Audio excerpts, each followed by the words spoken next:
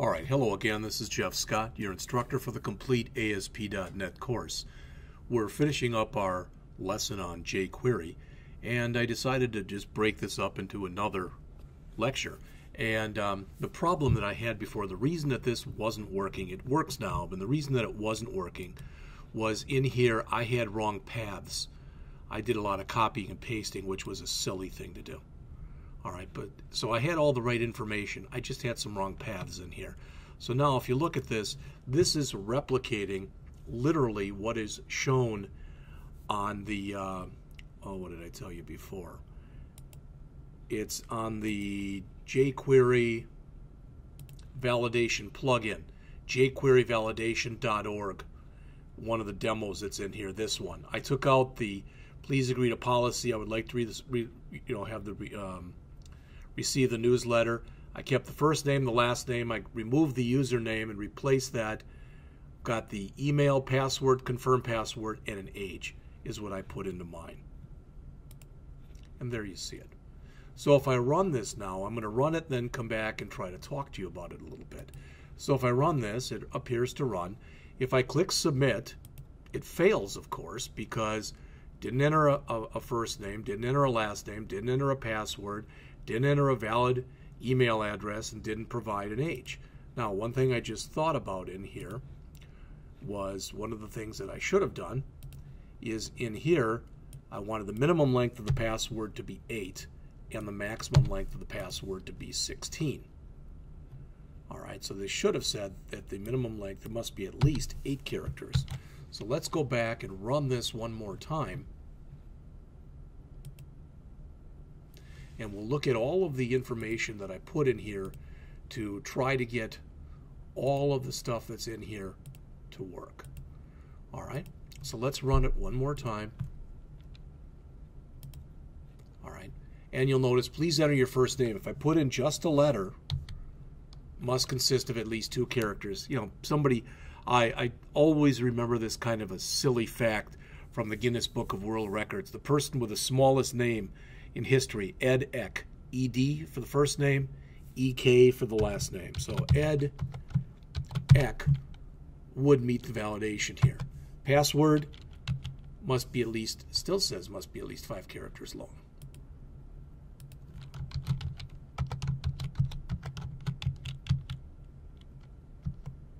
There you go. I had to refresh. Must be at least 8 characters long. So hello, 1, 2, 3, 4, 5. So that passes. Hello must be at least 5 characters long. Well, it also must match that one. So that's still wrong. I don't know why that's wrong, but hello, 1, 2, 3, 4, 5, and that passes validation. Email, hello, please enter a valid email address. Remember, when you put in a valid email address, all it means is does it conform to valid email standards, not does the address itself actually exist. So hello@goodbye.com. Boom. Age, if I put a -0 or a negative number in there, minimum age is 1. Maximum age is 125. So if everything appears to validate, and I click submit, I just brought up a JavaScript alert that said form submitted. So let's go back and let's look at the code that I had to put in to make this work. All right, and in particular, what I want to look at in here is just a couple things. First of all, I added some local CSS. We made the width of it 670 pixels.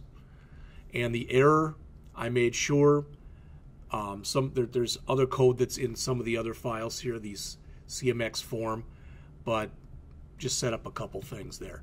The key thing, the key ingredient, what I want to talk to you about though is under the scripts folder is this local file. All right.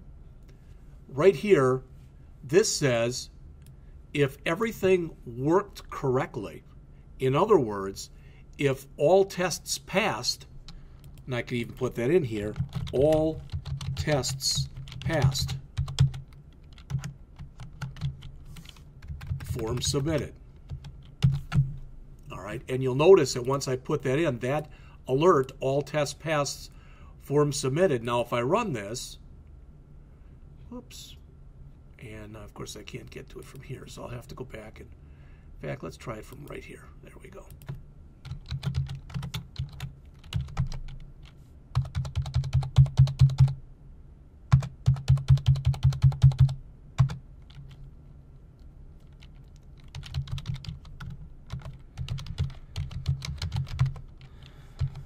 And I click, you'll see the message change to all tests passed, form submitted.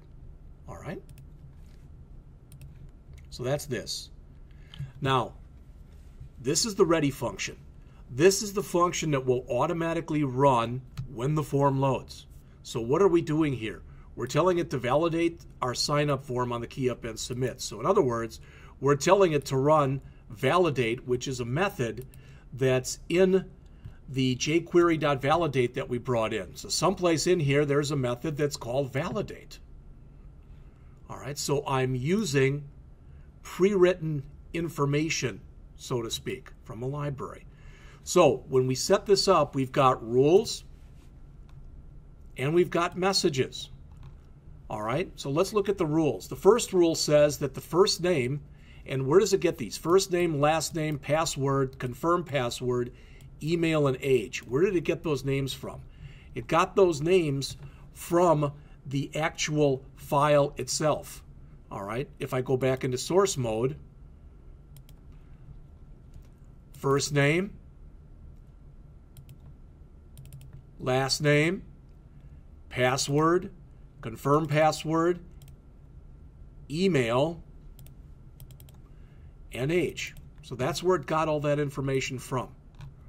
All right, so it said, first of all, our first name field is required. There's other ways that you can do it other than this. I tried to put this in here in the most straightforward way possible. So it says that this field is required. That's true. The comma over here, if you forget that, the whole thing won't work. If you forget the comma here, the whole thing won't work. And the minimum length that I can put in here for a first name is 2. So all of this stuff together constitutes my rule or rules for the first name. When I'm done with the rules for the first name, since I'm going on, I need a comma. Then I've got my rules for the last name, and you can see they're identical to the rules for the first name. Required at a minimum length of 2, comma, password. You'll see that password is required.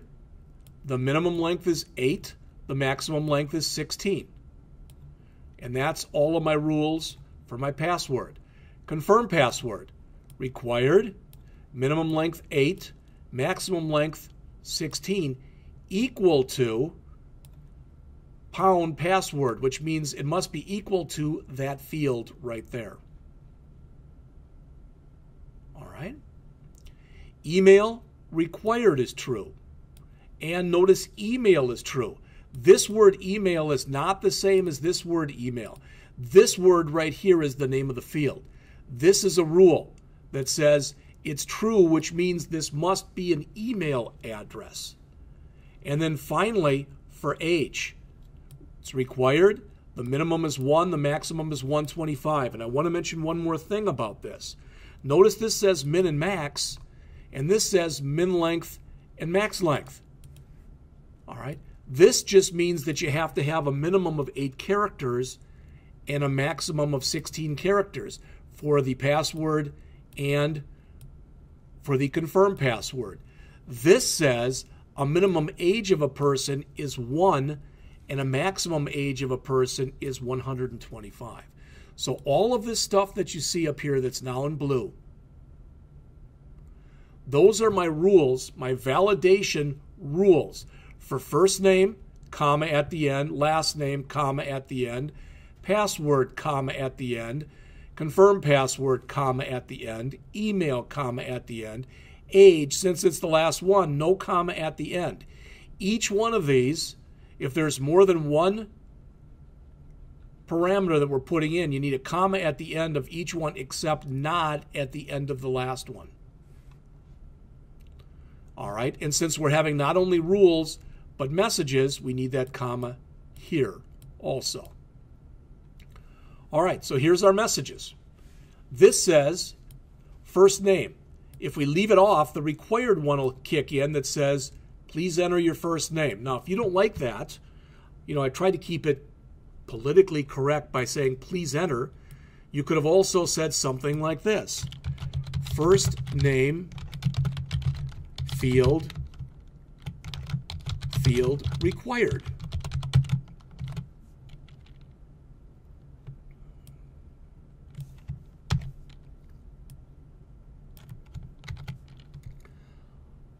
Last name field required. Password field required. Confirm password field required.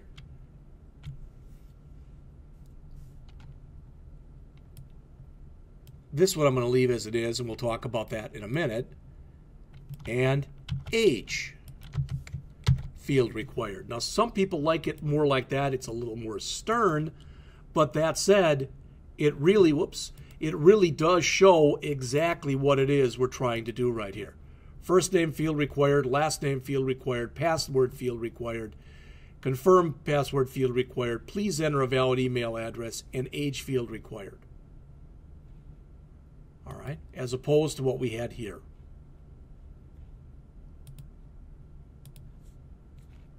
But it's all a matter of taste.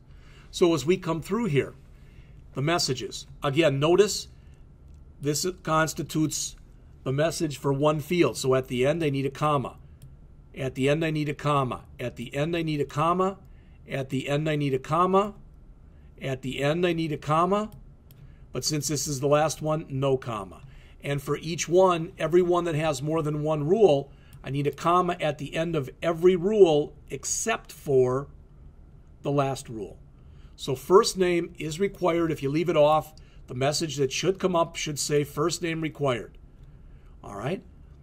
And if the minimum length isn't met, it should say first name must consist of at least 2 characters. Last name should say last name field required.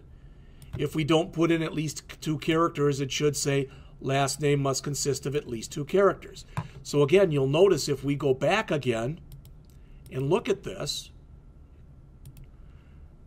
there it is, first name field required, last name field required. But if I only put in 1 character, first name must consist of at least 2 characters. Now it passes. Last name must consist of at least 2 characters. And now it passes. Password field required. Minimum should say password must be at least 8. And there's where I had that mistake. And maximum says it must be at least 16. The confirm, if we leave it off, if we leave it off, password field required, confirm password field required. If we don't meet the minimum, password must be at least 8 characters long. I like having the same message up here. Password must be at least 8 characters long. Password must be at most 16 characters. And if they're not equal, please enter the same password as above. So let's look at those.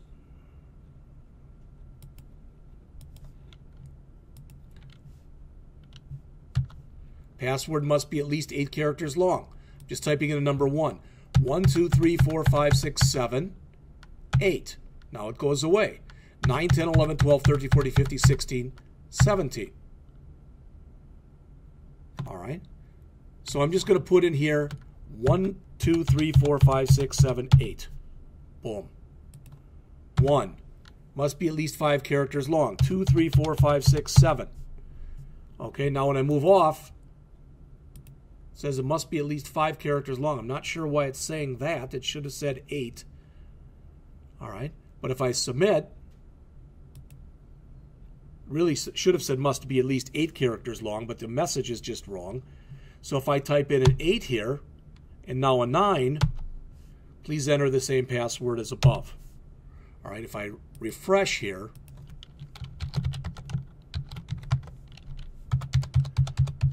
that's 8. Still is saying your password must be at least 5 characters long. So that's an error. We'll have to fix that and make that an 8. But 1, 2, 3, 4, 5, 6, 7, 8. Now they match. And then finally,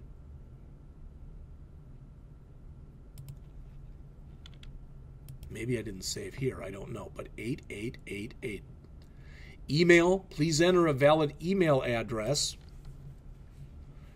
All right. It didn't like it when I put both a required on here and an email. Okay. I can try it again and see if it'll take it this time. And we'll see what happens. So, and you'll notice I'm lining things up here. And I'm doing that just for me, because it makes it easier when I'm creating all this stuff.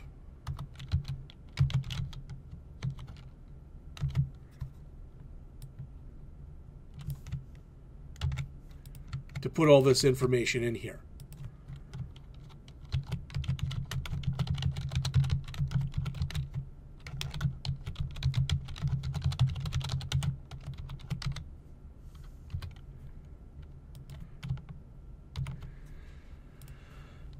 All right, now I need my ending curly brace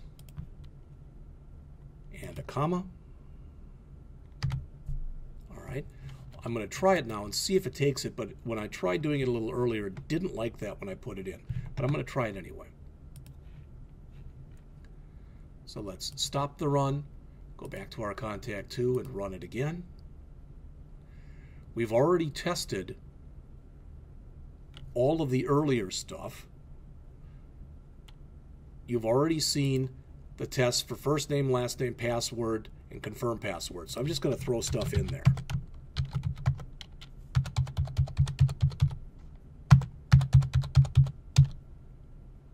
Now it says it must be at least 8 characters long, which is what it should have said. Please enter the same password as above, so that's good. Now, email address field required. Please enter a valid email address. Now it took it, and that's fine. I'll leave it in there just like that then. So hello@goodbye.com. Now that passes. So the only thing we have to look at yet is the last field that's in there, and that's our age. All right, it's a required field, so if we leave it off, it should say age field required. And you'll notice right now that's exactly what it says. So this right here that you see that's now in blue, that is what you get from doing this. If I put in a number that's less than 1, it should say minimum age is 1. If I put in a number that's greater than 125, it should put in the message that says maximum is 125. So let's try that. So if I put in 0, minimum age is 1. If I put in 126, maximum age is 125. Now everything I believe in here is valid, so submit. All tests passed. So what I tried to do in this example, what I tried to do here in this example was to show you, was to take something from jQuery validation.org. All right, massage it a little bit, make some changes to it, make it look more similar to the example that we did earlier. Remember, what we're doing right here is client-side validation. Never trust just client-side validation. The reason for that is it's possible for users to either A, turn JavaScript off, or B, JavaScript in some ways, doing things on the client isn't as intuitive as doing things on the server. Now, intuitive might not even be the right word. It's not as smart, because you can sometimes fool things on the client where it's harder to fool things on the server. Typically what you end up doing is you end up putting a lot of these types of tests in on the client, and the reason is, if I've got a form, all right, so I've got my form here, this form, I would much rather catch error messages on the client side and let the user know immediately that she or he has an error than I would sending this stuff out to the server, then finding there's an error and then sending it back again. Because then I made a server round trip and I'm making the server do more work than it has to do. That's a moot point here because we're using the built-in server inside of ASP.NET. but it's a very important point when you're doing this in an actual environment. All right, so again, this pretty much ends the lecture that we have had on jQuery. One last time, I want to mention to you jQuery.com for everything jQuery, the download, the API documentation, etc. jQuery UI for the user interface, the download, the API documentation, and different examples also. And we went through a couple of these. All right. We went through the accordion. I used a little bit of their menu stuff, or some of their menu stuff, for the menu example that I gave you. All right. We also looked at the jQuery validation.org. As I mentioned here, I downloaded it from right here. I looked at the demos that were right here. I watched the approximately 13-minute long video from right here. Finally, w3schools.com/jQuery has an excellent jQuery tutorial in which you click to try it yourself. They've got examples here. It says see result. If you click on me, I will disappear. You can see, click me away, click me too, so you can see what's going on. All right. Finally, I mentioned from tutsplus.com the Learn jQuery in 30 days. And last thing I'm going to do here,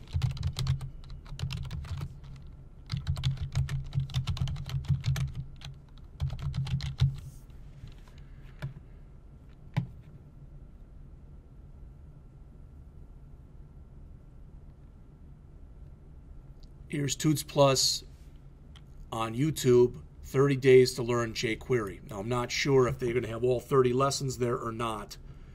All right. And the majority of these lessons, a couple of them are a half an hour or more, but the majority of them are 10 to 15 minutes long. So they're all out there.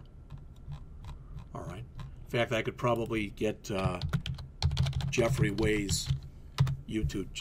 Let's try Jeffrey Way jQuery. All right, learn jQuery in 30 days, and it looks like they're all. Code and make interactive websites, even if you have no experience. It looks like they're all right here, so I will put that address out there as well.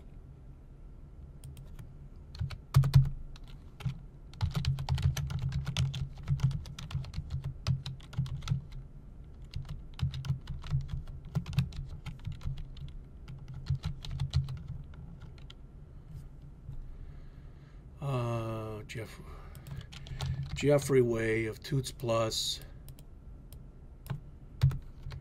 his YouTube channel.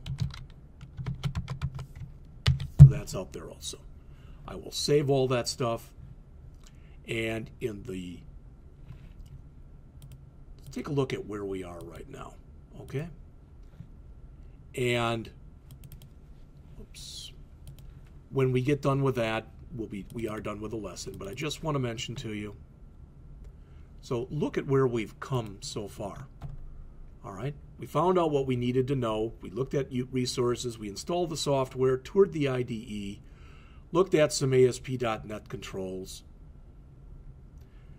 had a brief intro to debugging, talked about C# and ASP.NET and how to program, looked at ASP.NET and security, went into debugging in depth, talked about master pages, including themes and skins, learned site navigation via the menu control, the tree view, and the sitemap path control. We created our own very simple user control. We looked at the validation controls. We looked at AJAX controls. And now we just finished with jQuery. So what's left is, next we're going to go into the world of ASP.NET and databases. You see there's quite a bit there. Then talk about profiling, website deployment, and then we're going to discuss how to design a site and attempt to implement all the concepts and stuff that we've had throughout the course.